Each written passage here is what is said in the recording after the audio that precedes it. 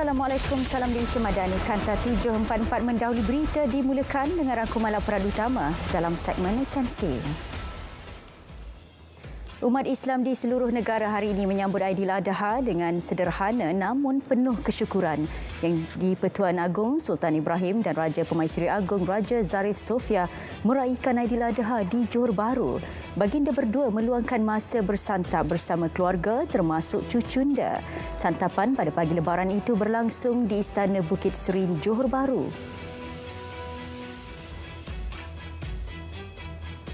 Di Perlis, Raja Muda Perlis dan Raja Puan Muda Perlis pula berkenan menunaikan solat sunat Aidiladha bersama lebih 500 jemaah di perkarangan Istana Negeri Arau. Selepas solat, baginda berdua meluangkan masa bersalaman dan bergambar kenangan bersama para jemaah. Di Alustar, Sultan Kedah bersama-sama Tunku Mahkota Kedah berangkat tunai solat sunat Aidiladha di Masjid Zahir.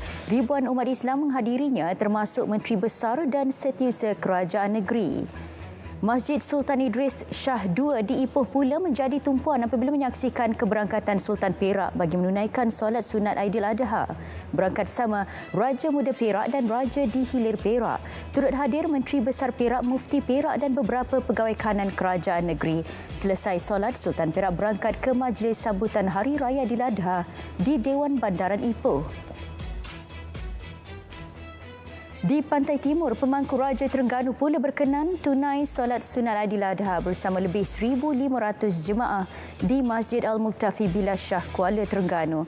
Selesai solat dan bersalaman bersama para jemaah, baginda berkenan menziarahi makam diraja di perkarangan masjid sebelum berangkat pulang.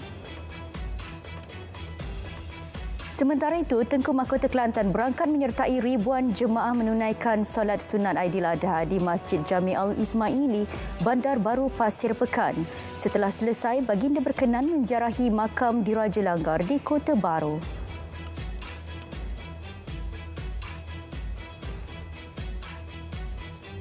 Sultan Pahang dan Tengku Ampuan Pahang pula tunai solat sunat Aidiladha bersama ribuan jemaah di Masjid Tengku Ampuan Afzan. Selesai solat, baginda berkenan menyaksikan ibadah korban yang berlangsung di perkarangan masjid. Sultan Pahang berkenan mengorbankan 2 ekor lembu, manakala Tengku Mahkota Pahang berkenan mengorbankan seekor lembu di masjid tersebut.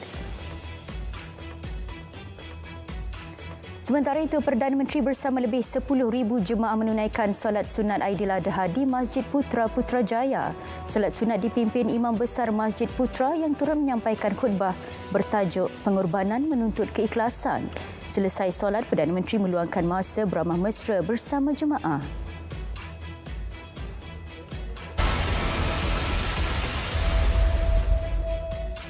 Kerajaan akan teliti dapatan Suhaka berhubung insiden rusuhan di penjara Taiping tahun lalu. Menteri Komunikasi berkata, laporan itu akan dibentang dan dibahaskan di Parlimen sebelum kerajaan membuat sebarang keputusan lanjut. Isnin lalu, panel inkuiri awam Suhaka menerusi keputusan akhir berhubung insiden yang menyebabkan kematian seorang tahanan itu dilapor mencadangkan penjara Taiping dijadikan muzium kerana tidak lagi sesuai digunakan sebagai penjara. Operasi mencari dan menyelamat SAR pendaki wanita Jaslinda Saludin yang hilang selepas mendaki Gunung Batu Putih sejak 23 Mei lalu diteruskan. Menurut JBPM Perak, operasi kini tertumpu di sekitar Gunung Raya susulan penemuan petunjuk baharu semalam. Antara barangan ditemui ialah botol air dan bungkusan suplemen dipercayai milik mangsa di laluan menuju gunung berkenaan, iaitu lokasi mangsa dipercayai tersasar daripada laluan asal pendakian. Seorang guru lelaki direman 2 hari hingga esok bagi membantu siasatan kes salah laku seksual membabitkan pelajar di sebuah sekolah di Besut, Terengganu. Suspek ditahan di kediaman keluarganya kira-kira pukul 3.25 petang semalam selepas 2 pelajar membuat laporan polis berhubung perbuatan tidak bermoral itu. Ketua Polis Daerah Besut mengesahkan penahanan tersebut dan kes disiasat mengikut Seksyen 14-A Akta Kesalahan Seksual terhadap Kanak-kanak 2017. Sementara itu, operasi SAR seorang warga Mas yang dilaporkan hilang di kawasan kebun sawit di Kampung Medan Sari, Pontian disambung pagi tadi. Operasi digerakkan oleh BBP Pontian Baru petang semalam itu dibahagikan kepada 2 sektor pencarian. Orang ramai yang mempunyai maklumat berhubung kejadian diminta menghubungi IPD Pontian atau Balai Polis berhampiran. Seorang lelaki maut manakala 5 individu cedera parah dalam kemalangan membabitkan sebuah kereta dan MPV berhampiran Tasik Temuh awal pagi tadi. Mangsa lelaki berusia 29 tahun yang berada di dalam kereta disahkan meninggal dunia di lokasi kejadian. Manakala seorang lagi lelaki dalam kereta sama serta 4 penumpang MPV cedera parah. Semua mangsa yang cedera dihantar ke hospital untuk rawatan lanjut, sementara mayat mangsa diserahkan kepada polis bagi tindakan selanjutnya. Di Pahang, seorang pegawai polis dan isteri maut manakala 4 anak cedera dalam kemalangan di kilometer 76 Jalan Kuantan Segamat di Pekan. Mangsa bertugas di IPD Kuantan dan isteri disahkan meninggal dunia di lokasi kejadian. Siasatan awal mendapati kereta dipandu mangsa hilang kawalan sebelum terbabas masuk ke laluan bertentangan. Mangsa cedera kini dirawat di Hospital Muazzam Shah Romping. Di Kelantan, seorang wanita maut manakala 5 lagi cedera dalam kemalangan membabitkan 2 kenderaan. Kejadian berlaku berhampiran sebuah stesen minyak di laluh Jalan Gua Musang, Kuala Krai pagi tadi. Menurut Komandan Operasi Balai Bomba dan Penyelamat Kuala Krai, 7 anggota bersama jentera FRT dan EMRS dikejar ke lokasi kejadian sebaik menerima panggilan kecemasan pada 7.18 pagi. Semua mangsa yang cedera dihantar ke Hospital Sultan Ismail Petra Kuala Krai untuk rawatan lanjut. 994 kes tata tertib melibatkan pegawai Jabatan Imigresen berjaya diselesaikan dari 2022 hingga tahun ini. Daripada jumlah itu, 77 pegawai dikenakan hukuman buang kerja. Ketua Pengarah Imigresen berkata antara kesalahan sering dikesan ialah melanggar SOP, salah guna kuasa, tidak hadir bertugas dan penyalahgunaan bahan terlarang. Selain itu, terdapat juga kes pegawai Depo Imigresen yang bersubahat membekalkan bahan terlarang kepada tahanan. Kerajaan Negeri Selangor dan Kementerian Kesihatan mencapai persetujuan mengenai tapak pembinaan Hospital Awam Petaling Jaya menerusi mesyuarat 14 Mei lalu. Menteri Besar berkata usaha mencari tapak sesuai telah dimulakan sejak 2018 susulan pertambahan penduduk di daerah itu yang kini mencecah 2.3 juta orang. Hospital itu akan dibangunkan secara vertikal bagi mengoptimumkan penggunaan tanah dan kos pembinaan. Kerajaan negeri juga komited memudah cara dan mempercepat urusan tanah agar projek Hospital Petaling Jaya dapat direalisasikan. 72 ekor lembu korban diagihkan di seluruh kawasan Parlimen Lembah Pantai tahun ini melibatkan masjid, surau, persatuan penduduk serta rukun tetangga. Ahli Parlimen yang berkata daripada jumlah tersebut 17 ekor lembu dikorbankan menerusi program ibadah korban anjuran RTM. Sementara itu, Ketua Pengarah Penyiaran menyifatkan penganjuran ibadah korban tahun ini sebagai kesinambungan legasi RTM dalam menyantuni masyarakat.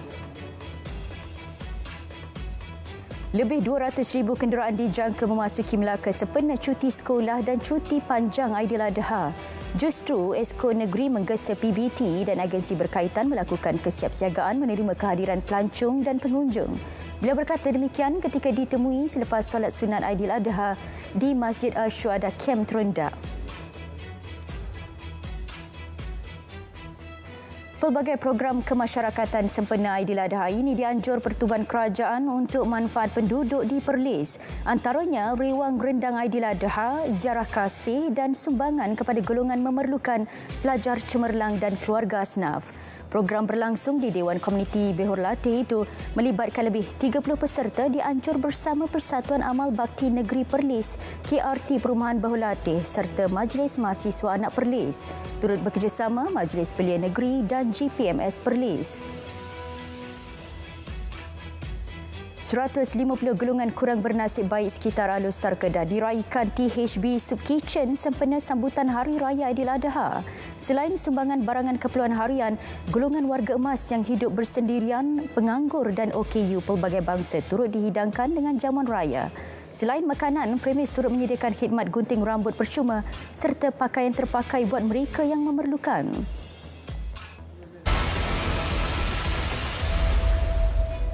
Usaha berterusan perlu dipertingkat bagi mengurangkan kos pembiayaan PMKS selain membantu perusahaan yang kurang mendapat akses kepada sistem kewangan arus perdana memperoleh pembiayaan serta modal kerja.